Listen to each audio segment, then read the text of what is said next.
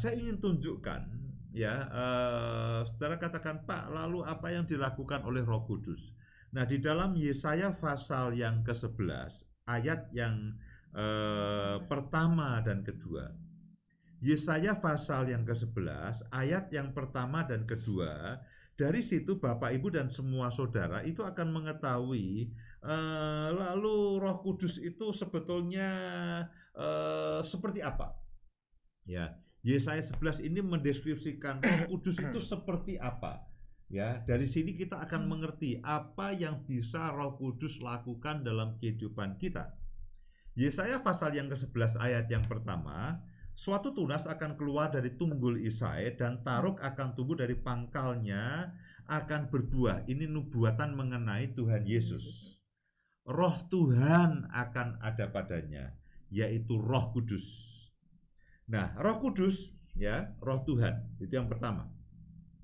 Roh hikmat, roh pengertian, roh nasihat, roh keperkasaan, roh pengenalan, roh takut akan Tuhan. Nah, ini adalah ketujuh manifestasi daripada Roh Kudus ini. Nah, dari ketujuh manifestasi akan Roh Kudus ini menunjukkan bagaimana hasil karya Roh Kudus. Dikatakan Roh Kudus itu Roh Tuhan itu sendiri. Kemudian ada roh hikmat.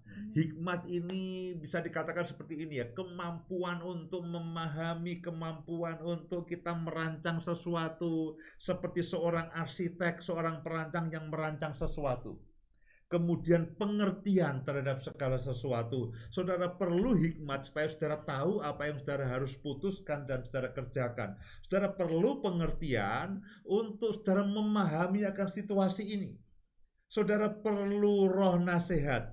Roh Kudus itu roh nasihat yang akan terus berbicara kepada kita dalam semua persoalan kita. Roh keperkasaan. Saudara juga perlu kekuatan, saudara perlu keperkasaan untuk melewati akan tahun-tahun ke depan ini yang sama sekali tidak mudah. Kemudian kita juga perlu mengenal Tuhan lebih lagi, dikatakan roh pengenalan akan Tuhan. Kita perlu kenal firman Tuhan, kita perlu intim dengan Tuhan, perlu bergaul karib dengan Tuhan. Nah, roh pengenalan akan Tuhan inilah yang mendorong saya dan saudara untuk kita ini berdoa. Kita ini baca firman, kita ini bersekutu dengan Tuhan, kita ini menyembah Tuhan. Itu roh pengenalan akan Tuhan inilah yang bekerja dalam kehidupan saya dan saudara. Kemudian takut akan Tuhan, kita betul-betul menghormati Tuhan. Nah, dari ketujuh manifestasi atau bagian dari pekerjaan Roh Kudus inilah kita tahu apa yang Roh Kudus bisa kerjakan dalam kehidupan saya dan saudara.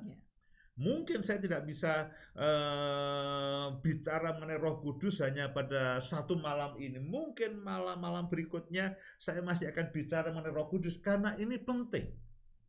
Kalau dalam zaman perjanjian lama, itu adalah zaman, katakan orang mengatakan itu zaman Allah Bapa.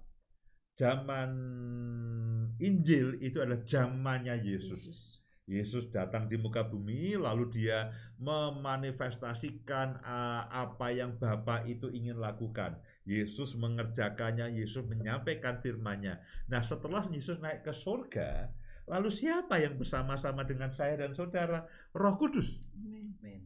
Roh Kudus inilah yang menyertai saya dan saudara selama-lamanya. Roh Kudus inilah roh penolong. Apa yang dia bisa tolong? Ya, apa yang dia bisa tolong. Nah, kalau misalkan saya ketemu dengan Mas Anton, oh Mas Anton ini pintar masak, katakanlah. Saya tidak tahu ya atau tidak. Mas Anton ini pintar masak misalkan. Lalu ketika saya ketemu dengan Mas Anton, saya akan berpikir apa yang Mas Anton bisa lakukan. Oh, jangan khawatir Pak. Jangan khawatir Pak Yus, saya bisa masak. Asal ada mie instan saya bisa masak. Saya bisa masak. Nah, karena Mas Anton ini bisa masak, jadi kalau saya bersama-sama dengan Mas Anton, saya tidak akan takut kelaparan. Asal ada bahannya, dia bisa masak dengan baik. Nah, demikian juga dengan Roh Kudus. Kita katakan Roh Kudus. Roh Kudus itu jenis apa, Pak? Roh Kudus itu macam mana? Nah, Roh Kudus itu adalah Roh Tuhan sendiri. Ya. Kemudian Amin. juga dia Amin. adalah Roh hikmat Amin. yang bisa menolong saya dan saudara. Ya. Siapa yang kekurangan hikmat, minta Tuhan akan memberikannya. Saudara perlu hikmat bagaimana menilai sesuatu. Saudara perlu hikmat bagaimana memutuskan sesuatu. Saudara perlu pengertian. Roh Kudus juga roh pengertian.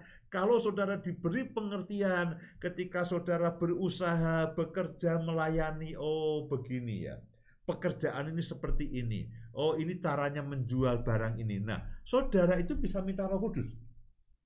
Roh Kudus itu bisa menolong saudara dalam pelayanan, dalam kehidupan rumah tangga, dalam pekerjaan saudara. Saudara perlu pengertian dan hikmat. Kalau saudara bingung, saudara perlu nasihat.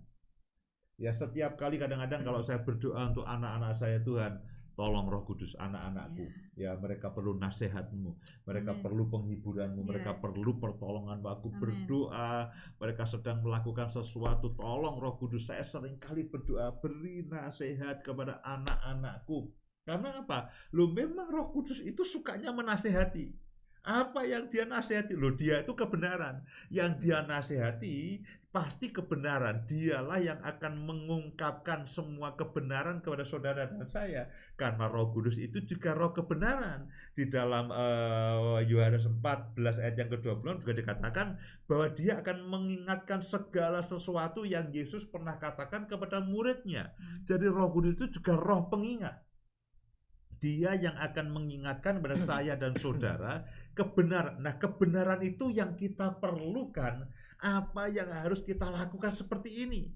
Saudara, Pak, saya bingung dengan pekerjaan, dengan masa depan, dengan COVID ini. Minta Roh Kudus, tolong beritahu aku, beri aku pengertian. Karena dia itu roh pengertian, dia roh nasihat. Dia roh keperkasaan. Saudara perlu kekuatan untuk melewati semua pandemi ini, semua virus yang kita tidak tahu ada di mana.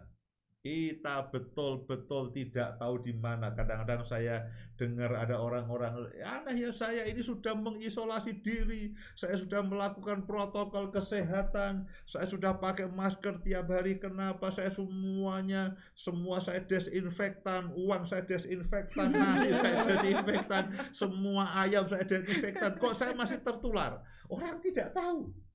Ya, kita betul-betul tidak tahu dari mana kita bisa tertular. Ya, karena virus itu kecil, dia bisa terbang kemana-mana mungkin. Ya, dia bisa lewat apapun. Nah, saudara perlu keperkasaan, perlu kekuatan, perlu kesehatan. Oh, aku harus bekerja dengan lebih baik lagi. Saudara perlu keperkasaan. Kalau saudara pernah ingat Simpson, saudara pernah ingat bagaimana Yosua itu Simpson bisa dengan atraksinya, dengan kekuatannya dia bisa melakukan hal-hal, mengangkat pintu gerbang kota yang gede itu, naik ke gunung dan sebagainya. Dia bisa melakukan perkara-perkara yang kuat sekali. Kemudian saudara bisa lihat Yosua itu memimpin orang Israel menaklukkan raja-raja yang ada di tanah Kanaan dan sebagainya. Kita tanya, bagaimana orang bisa punya kekuatan seperti itu? Kaleb mengatakan, aku ini sudah 40 tahun lewat, tapi sekarang aku masih muda. Kekuatanku sama seperti 40 tahun sebelumnya. Loh, kok bisa? Ya, orang sudah lewat 40 tahun kok dia katakan aku masih sama kuatnya dengan 40 tahun yang lalu. Kenapa? Ada roh keperkasaan di situ. Nah, saya berdoa saudara akan bisa, kalau begitu Roh Kudus itu tidak hanya Pak, tidak hanya saya lebih begini, ini adalah Roh Kudus dalam kehidupan sehari-hari. Roh Kudus itu bisa menolong saudara dalam kehidupan sehari-hari, dalam kehidupan praktis. Kemudian roh pengenalan akan Tuhan. Hari-hari ini kita perlu mengenal Tuhan, kita perlu bergaul karib dengan Tuhan. Kita perlu terus bersekutu dengan Tuhan, kita perlu membaca firman lebih banyak lagi.